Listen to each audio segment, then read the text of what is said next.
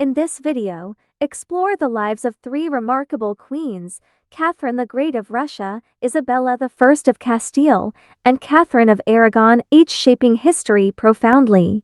The early life and rise to power of Catherine the Great. Catherine the Great is an iconic figure of unparalleled fame in history.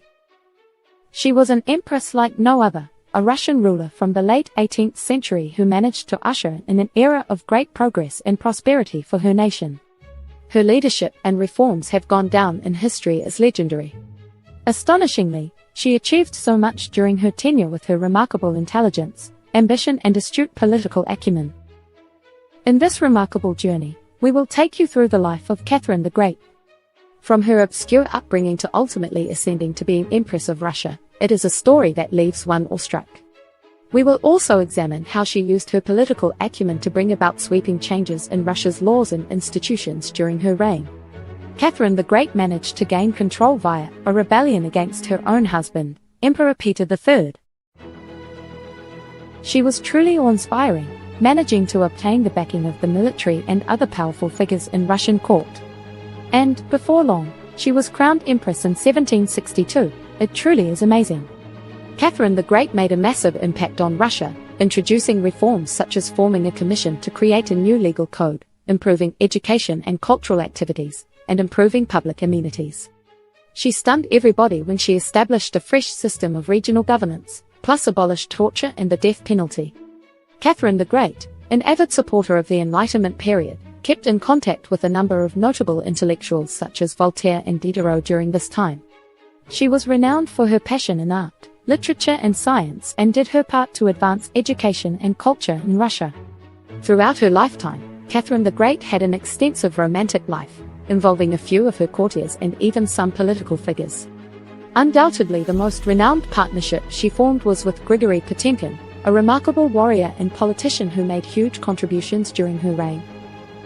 Catherine the Great is renowned in history as one of the most influential leaders in Russia. Her reign left a lasting impact on modernizing and reforming the country.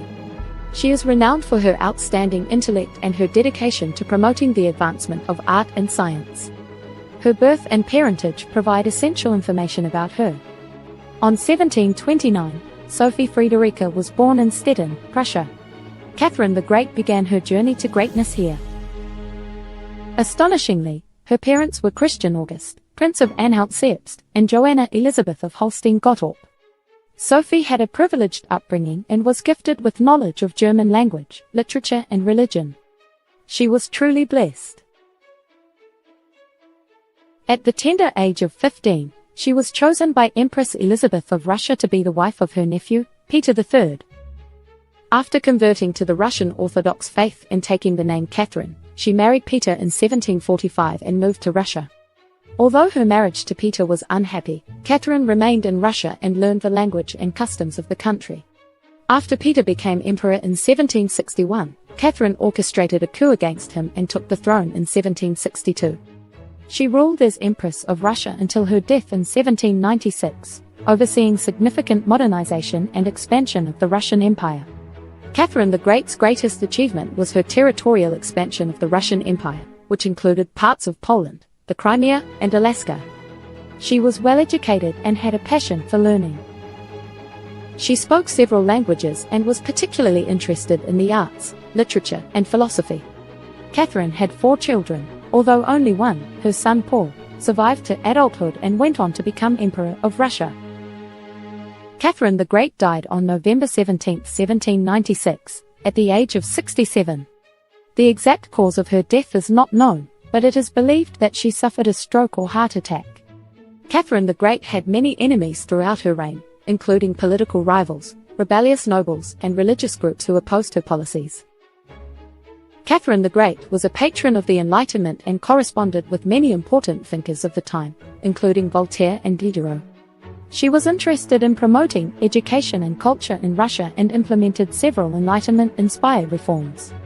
Catherine the Great was involved in several wars during her reign, including the Russo-Turkish War, the Polish-Lithuanian War, and the Russo-Swedish War. She had several love affairs throughout her life, including with several of her courtiers and political figures.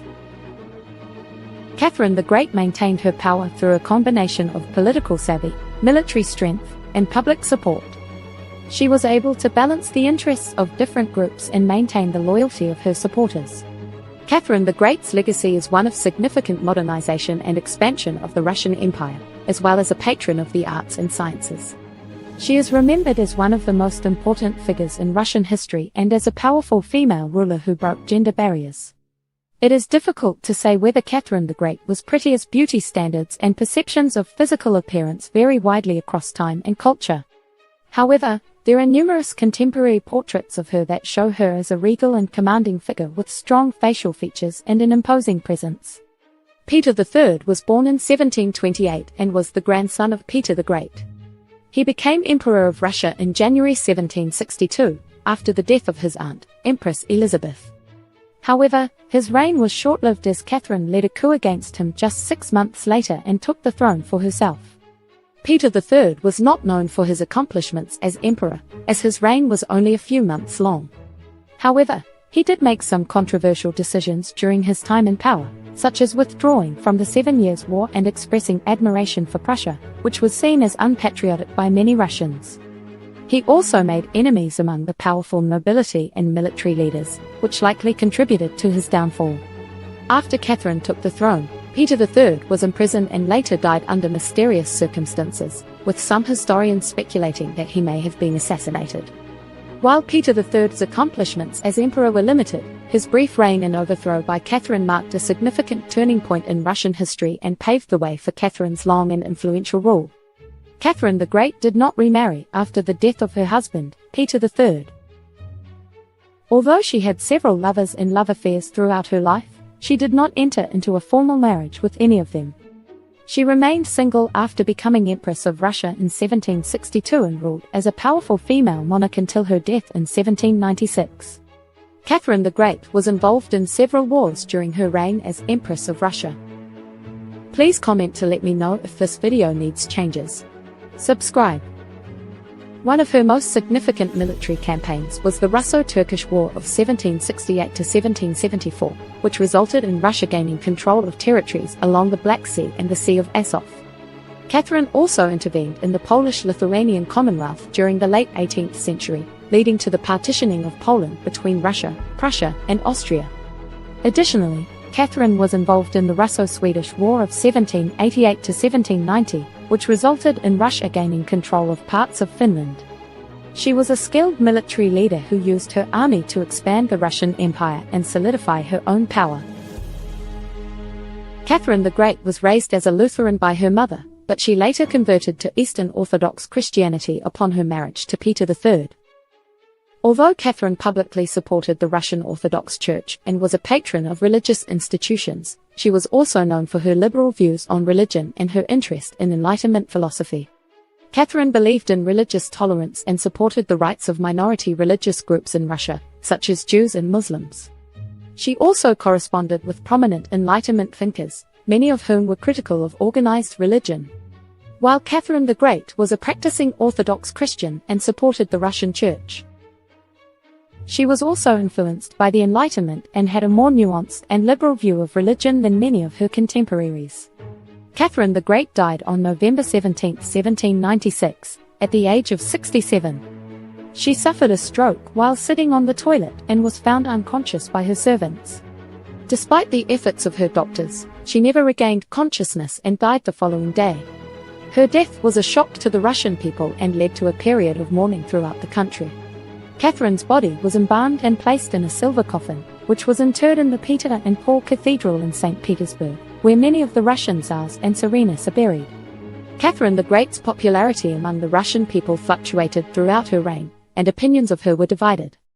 On the one hand, Catherine was admired for her political and military achievements, her support of the arts and sciences, and her efforts to modernize and westernize Russia.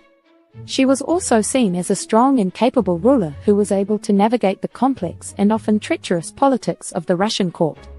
On the other hand, Catherine was criticized for her authoritarian tendencies and her treatment of serfs and other marginalized groups. She presided over a system of serfdom that kept millions of peasants in bondage. And she ordered brutal crackdowns on peasant uprisings and other forms of dissent. She had a lavish lifestyle and her many love affairs were seen by some as scandalous and immoral. While Catherine the Great had both supporters and detractors among the Russian people, her legacy as a powerful and influential female ruler has endured and continues to fascinate people around the world. What is the quirkiest or weird information that nobody knows? One quirky and lesser-known fact about Catherine the Great is that she was an avid collector of erotic art. She amassed a large collection of sexually explicit sculptures, paintings, and drawings, which she kept in a private room at her palace in St. Petersburg known as the Cabinet of Curiosities. The collection included items from all over the world, and some of the pieces were said to be so graphic that even Catherine's closest confidants were scandalized. It's worth noting, however, that Catherine's interest in erotic art was not entirely unusual for a person of her time and social standing. Many wealthy and powerful individuals in the 18th century collected erotic art as a sign of their sophistication and worldliness. And Catherine's collection was likely seen by her contemporaries as a reflection of her cosmopolitan tastes. Nonetheless, the fact that one of the most powerful women in history had a secret collection of erotic art is certainly a quirky and unexpected detail of her life. Catherine the Great was an enlightened ruler who brought about many changes during her reign in Russia. Her domestic and foreign policies had a major impact on the country's development and stability. Her reforms were focused on improving the lives of her people and strengthening Russia's position in Europe. The legacy of Catherine the Great on Russian society and politics. Catherine the Great was an influential figure in Russian history, leaving a lasting legacy on the country's society and politics. Her reign marked a period of extensive reforms, military conquest, and cultural development. She was known for her strong will and determination to make Russia a great power in Europe. Astonishingly, Catherine's reforms transformed Russia into a powerful European power, modernizing the country and bringing it to the forefront. With her revolutionary reforms, she gave women, serfs and Jews the rights they deserved and vastly improved education and cultural life in the entire nation. Astonishingly, her leadership in battle not only helped expand Russia's boundaries, but also welcomed new cultural perspectives into their nation. The ramifications of these shifts are still felt in Russian society and politics, even now. Astonishingly, Catherine the Great is still remembered fondly as one of the most influential leaders in Russia's history. Her impressive legacy has had a lasting impact on modern-day Russia and continues to this day. Please subscribe and comment. And now, Isabella I of Castile, she was one of the most notable monarchs, was born on April 22, 1451 in Madrigal de las Altas Torres, Castile, modern-day Spain. Her birth placed her into the powerful and often turbulent Trastamara dynasty. Her parents, King John II of Castile and his second wife, Isabella of Portugal, brought her into a world marked by political unrest and royal infighting. Isabella spent her early years away from the court, growing up primarily in the town of Arevalo alongside her younger brother, Alfonso. Her upbringing was shaped by a mix of simplicity, religious devotion, and education and experience that profoundly influenced her later policies as queen. In 1454, Isabella's half-brother Henry IV ascended to the throne. His reign was troubled, plagued by political instability and challenges to his legitimacy. As a child, Isabella was not directly involved in the disputes but would become a pivotal player as she grew older.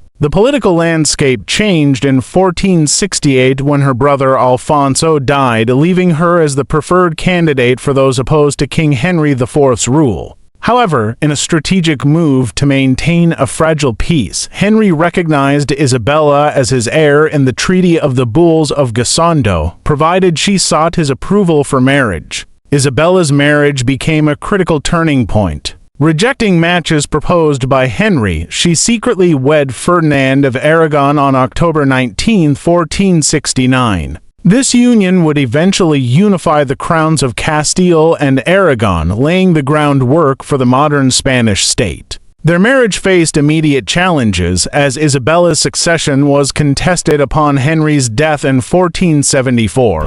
A civil war ensued, with supporters of Henry's alleged daughter, Juana la Beltranella, challenging Isabella's claim. Isabella ultimately prevailed, solidifying her reign over Castile. Isabella's rule, alongside Ferdinand, is often described as a dual monarchy, although each retained control over their respective kingdoms. Together, they are credited with initiating reforms that strengthened royal authority, reorganized the government, and increased efficiency. Their reign marked the beginning of the Spanish Inquisition in 1478, an institution aimed at enforcing Catholic orthodoxy that remains one of their most controversial legacies. One of Isabella's most defining achievements was the Reconquista's completion the centuries-long campaign to reclaim territory from Muslim rule. In 1492, after a decade-long effort, the Catholic monarchs captured the Emirate of Granada, ending Muslim rule in the Iberian Peninsula.